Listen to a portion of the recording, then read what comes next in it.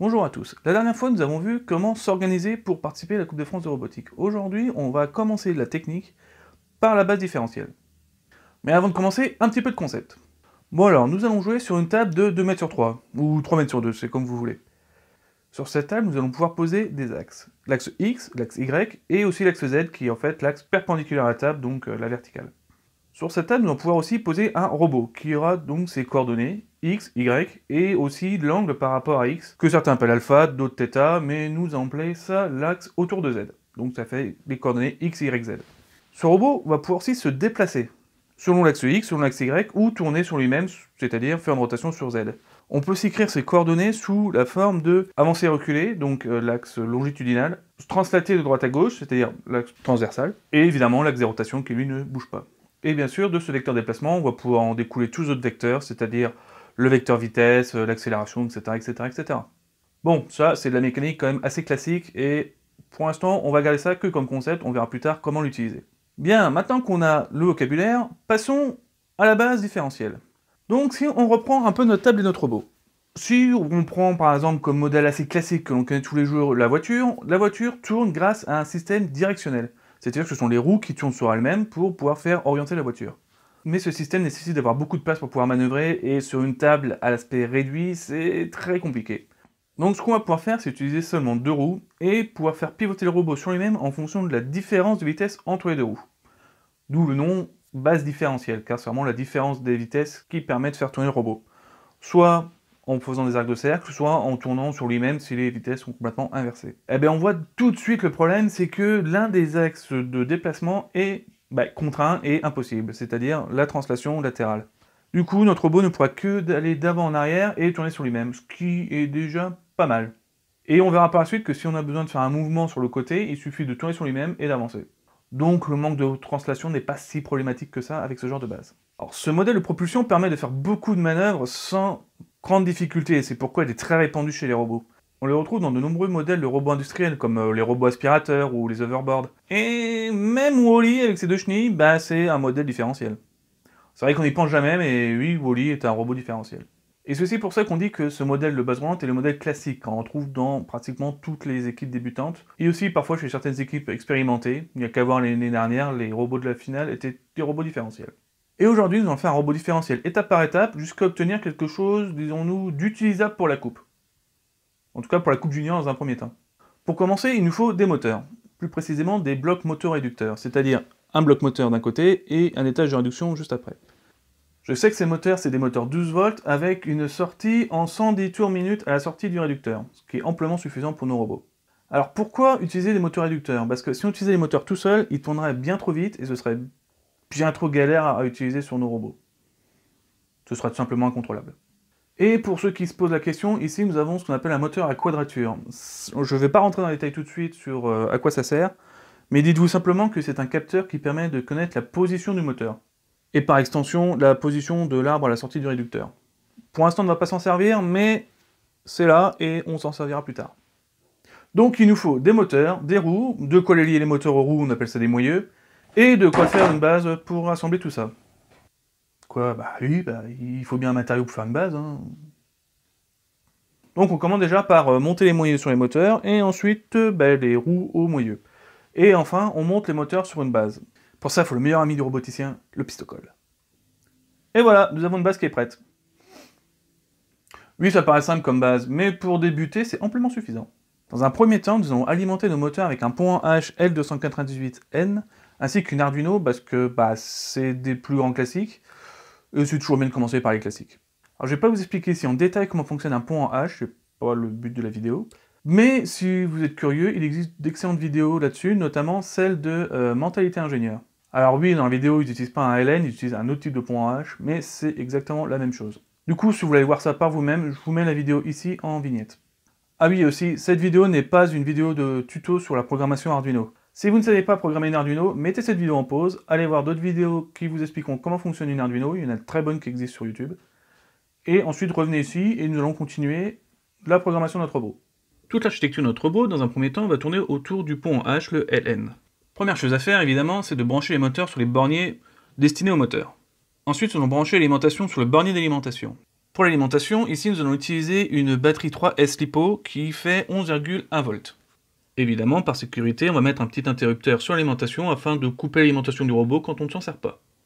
Et batterie LiPo oblige, on met un petit sac LiPo autour histoire de sécuriser tout ça. Et évidemment, je rappelle que c'est une obligation à la coupe d'avoir un sac LiPo autour des batteries LiPo. Ensuite, nous avons notre carte Arduino. Pour alimenter, je pourrais prendre la sortie 5 volts de la carte LN, parce que la LN possède un transfo interne. Mais on va anticiper les besoins futurs, notamment les besoins de puissance, en prenant un transformateur externe. Ce transformateur étant un transformateur automobile qui transforme le 12 volts en 5 volts, avec 10 ampères d'intensité maximale. On dérive donc l'alimentation à la sortie de l'interrupteur, et on injecte ça à l'Arduino par les ports d'alimentation Arduino. Et enfin, on alimente nos pins 3 à 6 sur les pins de la carte LN, qui servent justement à piloter le pont en H. Pour les deux dernières pins latérales, pour l'instant on va mettre un cavalier afin que ces pins soient alimentés depuis la carte LN. On verra ensuite à quoi servent ces deux pins. Bon, alors nous avons notre robot et nous allons faire un petit programme rapide dessus, juste pour voir si on arrive à maîtriser les moteurs. Donc si on reprend le schéma juste avant, nous allons brancher le LN sur les pins de 3 à 6, donc on commence déjà par mettre les pins 3 à 6 en output, en sortie donc. Ensuite nous allons alimenter les pins 3 et 6 pour faire avancer le robot, pendant une seconde. Ensuite on repasse à 0. Ensuite on fait pareil avec les pins 4 et 5, et enfin on repasse à 0. Ainsi on aura un avance, une seconde d'arrêt, on recule, prendre une seconde, et un arrêt de 5 secondes. Alors bien sûr là, attention, les délais sont en millisecondes, du coup nos délais sont de 1000 millisecondes, donc de 1 seconde. Allez, on envoie tout ça au robot, et on va tester.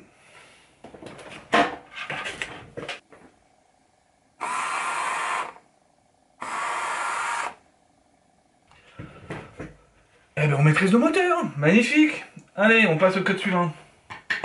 Alors maintenant, nous allons essayer de modifier la puissance des moteurs. Pour ça, nous allons brancher les pins 9 et 10 à la place des cavaliers que nous avions tout à l'heure. Et avec ces pins 9 et 10, nous allons émettre un signal carré dont on va faire moduler l'amplitude. Le but étant justement de faire moduler la tension moyenne sur ces pins afin que cette tension moyenne soit retransmise au moteur et ainsi faire varier leur puissance. Alors regardons comment ça se traduit niveau programme. Niveau programme, nous avons commande V. Commande V est une variable qui va simplement permettre de stocker la commande que l'on souhaite envoyer au moteur. Et quelques petites variables, notamment une variable chrono, qui va nous permettre de savoir où est-ce qu'on en est dans le programme. C'est une façon de remplacer les délais sans trop de difficultés. Du coup, on commence déjà par mettre nos pins 9 et 10 en output, évidemment, vu qu'on va sortir avec ces pins. Alors pourquoi les pins 9 et 10? Parce que si vous regardez bien le pin-out Arduino, donc le schéma de toutes les pins de Arduino, on voit que les pins 9 et 10 supportent le PWM, donc le signal avec modulation d'impulsion, celui qu'on va utiliser pour moduler les moteurs. Donc on commence par passer les pins 9 et 10 en output. Dans le loop, on a un chrono. Et en fonction de ce chrono, on va savoir si on est dans la première seconde, la deuxième, la troisième, ou dans la suite de tout le programme. Donc dans la première seconde, commande V va être égale à 255, qui est la valeur maximale que peut obtenir cette largeur d'impulsion. Et entre 1 et 2 secondes, cette commande va faire tomber à 0, car la largeur d'impulsion varie entre 0 et 255, sur un octet donc. Ensuite, entre 2 et 3 secondes, on passe à moins 255 pour reculer. Et enfin, on passe à 0 le reste du programme. Alors, maintenant qu'on a cette commande, il va falloir la traduire. Et pour ça, on va reprendre plus ou moins ce qu'on avait fait juste avant, mais qu'on va conditionner à un commande V. Allez, on envoie à la carte, et on teste.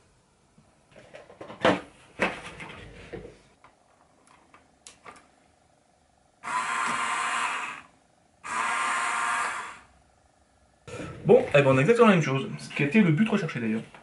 Maintenant, on va faire varier commande V pour que le robot avance moins vite. Et pour ça, on va simplement diviser par 2, donc on va foutre 128. Et moins 128. Allez, on compile, on envoie. C'est parti. Ouh, un petit bruit. Qu'est-ce que c'est?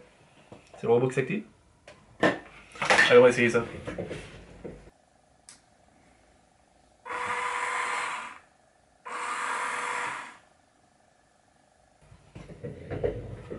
C'est pas mal! C'est pas mal du tout! Le robot va beaucoup moins vite. On a modulé la puissance du robot. Et c'est exactement ce qu'on voulait. Alors, on a réussi à moduler les puissances du robot. C'est très bien, c'est une très bonne chose.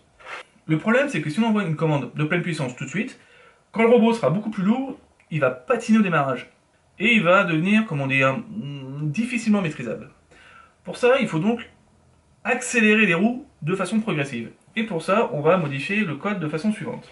Nous allons donc rajouter les variables suivantes. Commande D, commande G pour commande droite, commande gauche, pour les roues. et une valeur d'accélération que pour l'instant on a mis 1,50. Ainsi qu'une nouvelle variable qui va nous permettre de faire un second chrono. Pour ce qui est du haut de la boucle, rien ne change. Par contre, ce qui change, c'est que dans une nouvelle boucle de 100 millisecondes, nous allons faire varier la commande droite et gauche en fonction de la commande souhaitée et de l'accélération. Et pour ça, nous allons faire un algorithme très simple. Si la commande de la roue est supérieure à la commande voulue, alors on décélère jusqu'à obtenir le maximum de soit de la commande voulue. Ainsi, on plafonnera à la valeur souhaitée.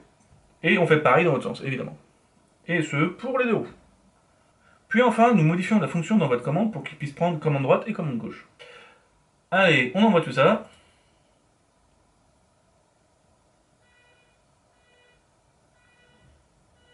C'est déjà notre bruit. Allez, on va tester ça.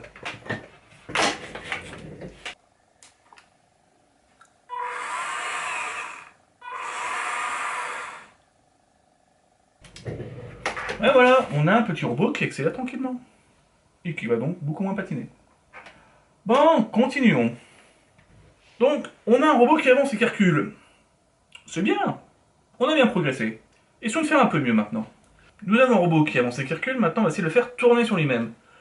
Et là-dessus, si on reprend le schéma tout à l'heure, si sur notre robot les deux roues avancent dans le même sens, le robot avance, si ça recule, ça recule. Et comme on disait, sur un robot différentiel, l'orientation se fait par différence de vitesse entre les deux roues. Du coup, il suffit de faire tourner les roues dans des sens contraires et le robot tournera sur lui-même. Et ça se traduit comme ça dans le code. Donc, on garde la même structure que tout à l'heure, sauf que cette fois-ci, on va rajouter des nouveaux segments dans notre chrono. Maintenant, entre 4 et 5 secondes, on va faire tourner le robot à droite. Pour ça, il faut que la roue droite recule, donc on la fait reculer à moins 128 de commande, et la roue gauche doit avancer, donc à plus 128 de commande. Et entre 6 et 7, on fait tourner à gauche, donc il faut faire l'inverse. Allez, on envoie, et on teste. Hey! Bon ben...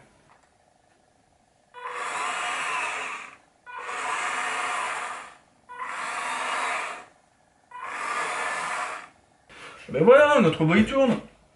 Bon, on pourrait inclure toutes les commandes que l'on souhaite faire avec le robot afin qu'il suive le chemin voulu sur la table.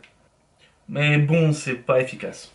Par contre, ce qu'on pourrait faire, c'est utiliser la liaison série avec laquelle on programme l'Arduino pour lui envoyer des commandes. Commandes d'avancer, recul, droite et gauche. Et pour faire ça, on va modifier le code de la façon suivante. On commence déjà par ouvrir un port série. Puis, si on a une commande qui arrive via le port série, on va pouvoir modifier commande droite et gauche en fonction de cette commande. Donc si c'est A, on avance, avant tout, donc droite et gauche égale à 255. Si on a R, on recule, 1 R tout, moins 255. Et ainsi pour droite, gauche, et S pour stop, parce qu'il faudrait bien que le robot s'arrête au bout d'un moment. Et le reste du code, il a toujours pas bougé. On envoie, upload, et on teste. Allez. Ah oui, mais comment je vais faire? Parce que ma table est là, le robot est là. Le câble USB de 5 mètres. Toujours avoir un câble USB de 5 mètres. C'est toujours pratique. Et voilà, on va pouvoir tester. Et si je lui envoie un... Top, top, top, top. Le bord de la table est suffisamment près comme ça. Recule. Oui. Et si je l'envoie, mettons, droite. S, ouais. Et si je lui mets gauche, ça me paraît pas mal. Ben voilà, on envoie des commandes au robot. Bon, on progresse, c'est très bien. Mais si l'opérateur doit s'amuser à taper A, S et compagnie lors du match, ça va vite devenir compliqué. Il y en a un qui abandonne, c'est pour dire. Du coup, on va un petit peu améliorer ça en utilisant ce magnifique petit périphérique qui est bien sympathique et qui est très beau. La manette de jeu. Allez, c'est parti. Alors, dans un premier temps, on va utiliser la croix directionnelle grâce à un petit programme Python. Alors, petit disclaimer, ceci n'est pas un tuto Python, hein, évidemment. Sur le programme Python, nous allons utiliser la librairie qui s'appelle Pygame, qui sert à gérer les manettes. Alors, je me suis pas embêté à tout retaper à la main, je suis simplement allé chercher un code Python qui gère déjà les manettes, et je l'ai programmé selon mon besoin. Donc déjà, tout ce qui est gestion des boutons, des axes et tout ça, pour l'instant, on s'en moque, on ne prend que les hâtes. Les hâtes étant les croix directionnelles. Bon, nous allons exploiter la manette de la façon suivante. Si on appuie sur la croix du haut, on envoie A comme commande. Sinon, on envoie R, droite et gauche, D ou G. Évidemment, la commande par défaut étant S, qui est le stop pour que le robot puisse s'arrêter. On fait un petit print histoire que nous, on puisse voir ce qui est envoyé au robot. et on l'envoie au robot. Allez, on envoie ça. Joystick 0 connecté. Et on essaye. Allez, c'est parti. Faisons un petit essai. Si j'avance. Ouais, je recule. On va avancer un peu.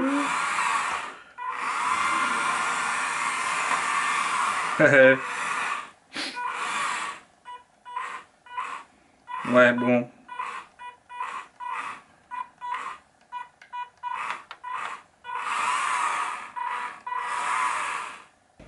Ah bah voilà! On a un robot qu'on commande avec une manette. C'est-tu pas génial? Bon, envoyer A, R, D ou G, c'est bien, mais niveau précision, c'est vraiment moyen. Du coup, on va exploiter un peu plus le potentiel de cette manette. Notamment avec les deux gâchettes analogiques et l'un des sticks. Pour avoir, on va dire, une conduite qui est assez proche de celle des jeux vidéo, c'est-à-dire j'accélère, j'avance, je recule, je vais à droite, je vais à gauche. Mais pour ça, il faut d'abord commencer par modifier le code qui est sur Arduino. Parce que si on envoie A, R ou S, c'est pas analogique, c'est reste numérique. On va pas être précis, on va retomber sur le même travers que tout à l'heure. Donc on va modifier la commande envoyée de la façon suivante. On va faire une trame composée de deux chiffres. Le premier étant la commande gauche et le second étant la commande droite. Tous les deux séparés d'un point virgule et il y en a qu'un retour chariot à la fin. Du coup, on commence déjà par modifier notre Arduino. Évidemment, on arrête Python, sinon la liaison série est occupée et on ne pourra rien faire. Et on bascule sur Arduino. Déjà, on commence par modifier notre code en rajoutant la commande voulue droite et la commande voulue gauche. Ainsi qu'un buffer pour gérer la trame qui arrive depuis la liaison série. On a un peu plus complexifié la gestion de la série. Maintenant, quand on a quelque chose qui arrive par la série, on le met dans le buffer. Et quand le caractère qui arrive de la liaison série est le caractère 10, on sait qu'on est sur le retour chariot. Et dans ce cas-là, on traite le buffer. Et pour traiter ce buffer, j'ai fait la petite fonction de décryptage. Donc cette fonction travaille de la façon suivante. On va analyser caractère par caractère ce qu'il y a dans le buffer. On met les commandes voulues à 0. On regarde si le premier caractère est un chiffre moins, ce qui nous permet de savoir si le chiffre qui est envoyé est négatif. Ensuite, on regarde les caractères suivants un par un. Tant qu'on est sur un digit, on sait qu'on est sur le chiffre que l'on veut décortiquer. On prend la commande précédente, on la multiplie par 10 pour tous les clés d'un digit. Et enfin, on additionne le digit qu'on vient de récupérer de la liaison série. Évidemment, ce digit est un caractère, donc selon un code ASCII. Pour faire plus simple, on va prendre ce caractère moins le caractère 0 pour avoir la vraie valeur numérique. Une fois que nous sommes plus sur un digit, ça veut dire que nous sommes soit sur les deux points, soit sur le retour chariot. Et dans ce cas-là, on transforme notre commande en commande négative si on avait un moins au début. On fait pareil sur la commande gauche, et on a gagné. Pour le reste du code, rien d'extraordinaire. On repasse par notre boucle d'accélération, sauf que cette fois-ci, on ne prend pas la commande voulue, mais la commande voulue droite et la commande voulue gauche. Et enfin, on envoie cette commande au moteur. Et afin d'être sûr que la carte a bien reçu ce qu'on lui a envoyé, on fait un petit retour via la liaison série. Allez, on teste ça en local avant de le tester sur la table, pour éviter de faire des bêtises. Et on envoie les commandes suivantes. Alors, 200, 200. Le robot avance. 0, 0. Il s'arrête. Moins 200, moins 200. Il recule. Il s'arrête. Magnifique. On a un robot que l'on peut commander de façon progressive. Maintenant, on va exploiter la manette. Alors, on n'utilise plus le hat, mais les axes. Nous avons trois axes que nous allons utiliser. L'axe 5 pour accélérer, l'axe 4 pour reculer, et l'axe 0 pour aller de droite à gauche. Les axes des gâchettes fonctionnent de -1 à 1, sachant qu'au repos, nous sommes à -1. Alors, si nous sommes sur l'axe 4 ou 5, nous prenons la valeur qui revient des gâchettes, nous ajoutons 1, parce que nous ne voulons pas aller de -1 à 1, mais de 0 à 2, et on multiplie par 128 pour avoir une valeur finale entre 0 et 256. Quand on est sur l'axe 4, on recule, dans ce cas-là, on prend la valeur, mais en négatif. Et enfin, sur l'axe droite-gauche, nous allons de -1 à 1 toujours, mais avec la valeur au repos égale à 0. Du coup, sur l'axe 0, on fait pareil qu'au-dessus, sauf qu'on ne rajoute pas +1, parce que notre valeur au repos égale à 0. Nous écrétons cette valeur à 255 et -255 pour rester dans le scope de ce que la carte est capable d'utiliser. Et on envoie notre commande directement à l'Arduino, avec un petit retour chariot à la fin, pour que l'Arduino sache quand la trame est terminée et quand la traiter. Allez, on ouvre.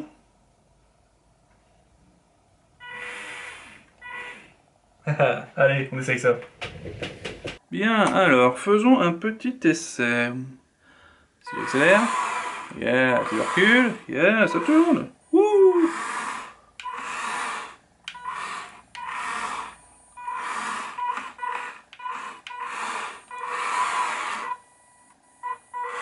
Ah, un petit bug. Oui, c'est ma manette qui est un peu pourrie.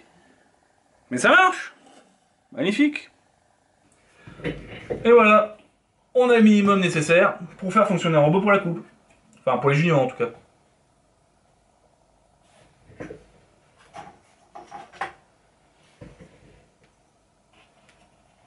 30 cm. 30 cm? Cette boîte de pizza est homologable! C'est génial! C'est génial! Bon, bah du coup, on a vraiment un robot homologable pour la coupe. Tu demandes de mieux? Ah ben voilà, on a un robot qu'on peut contrôler finement sur la table. Même si c'est vrai qu'il roule pas très droit. Mais au moins, on peut l'exploiter. Après, on peut toujours aller plus loin. Mais souvenez-vous, au cul des moteurs, il y a des codeurs à quadrature. Les codeurs permettent de connaître la position des moteurs et donc leur vitesse. Et avec ça, on va pouvoir corriger leur trajectoire. Ça s'appelle de l'asservissement. Comme quoi, on peut toujours aller plus loin. Mais je sens que vos cerveaux sont déjà bien encombrés avec toutes ces informations d'aujourd'hui. C'est pourquoi on va garder cet asservissement pour le prochain épisode. Allez, faites-vous plaisir avec vos robots. À la prochaine.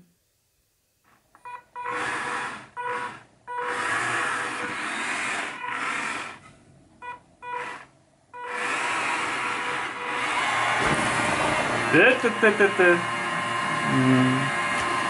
pouvez voir un bouton d'aller d'urgence, ça peut être utile.